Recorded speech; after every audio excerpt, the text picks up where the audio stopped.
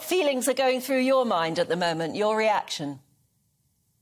Well, I mean, I think there's been a little bit of an overreaction because, of course, what is important in Northern Ireland is that we look at the full picture. And if you look at what happened yesterday, nationalism, in other words, republicanism, Irish nationalism overall lost 4 seats and unionism lost 3 seats. Actually, nationalism hasn't grown at all since 1998, the Belfast Agreement. But what has happened is that there has been a huge power shift from the SDLP, which a lot of your viewers and listeners will know as the moderate nationalist party here in Northern Ireland, to Sinn Fein. And Sinn Fein didn't actually gain any seats yesterday. They stayed at 27 seats. They had 27 seats before the election. They still have 27 seats. But what happened was that the DUP lost 2 seats and one of their members went independent. So that means that Sinn Féin are now the largest party. Of course, it is a big moment in Northern Ireland's history. It's the first time that a Republican has been in the position to take the First Minister's post. However, we should not get carried away in terms of our place within the United Kingdom, because actually there has been no shift in terms of those who support the union and those who support breaking away. Has there been a mistake, a fundamental flaw within the unionist parties? I mean, Annie has been in touch and says your unionist parties made the fatal mistake of not working together, because you've got the DUP, the UUP, the TUV. If you'd had the sense to work together, the unionists would still hold the power, she says. Well, I think there's a couple of things there. Of course, it's not a case of holding power because, of course, in Northern Ireland, we have a different form of devolution, Stephen. We have what's called mandatory coalition.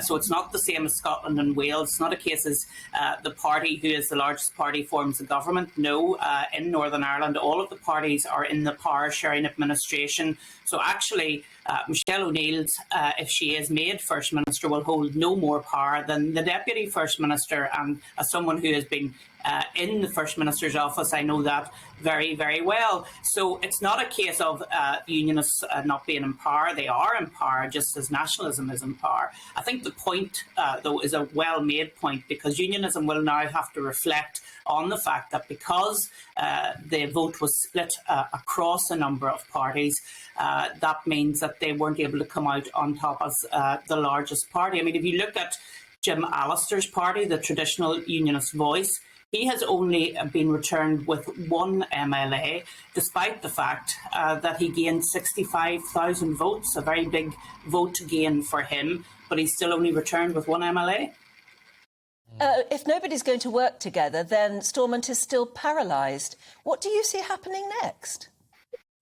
Well, I don't think it's a case of not working together. I think it's a case of getting the protocol sorted out, and the Prime Minister seems to be, I use the phrase seems to be, moving in that direction. Of course, there's been moves in that direction all of last year. We were told that it was going to be dealt with. It wasn't.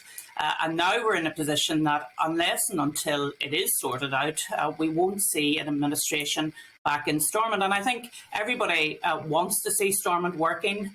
They want to have their own executive with their own local ministers making decisions. I think that's very key.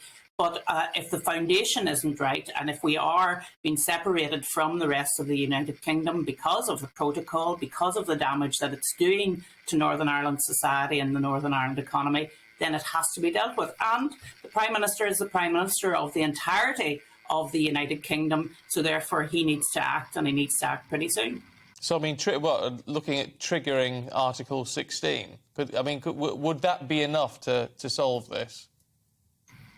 I don't think it's about Article 16 anymore, because Article 16 actually puts you into a whole process with the European Union, and it could elongate the whole thing. And you know as well as I do, Stephen, that the European Union never does anything quickly. I think probably what needs to happen is that the Prime Minister takes unilateral action, and we'll be watching very carefully over the coming days what he proposes to do, because we can't keep going on the way we're going. It's causing instability here in Northern Ireland, because in Northern Ireland we have a power-sharing administration. Therefore, the consent of both of the communities need to be dealt with.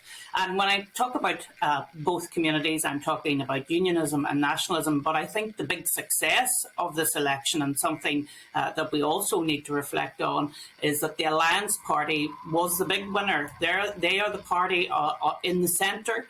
They actually are a sister party of the Liberal Democrats on the mainland, and they gained 9 seats, almost doubled. Actually, more than doubled. They had 8 seats. They now have 17 seats in the Northern Ireland Assembly, and that's a big story as well.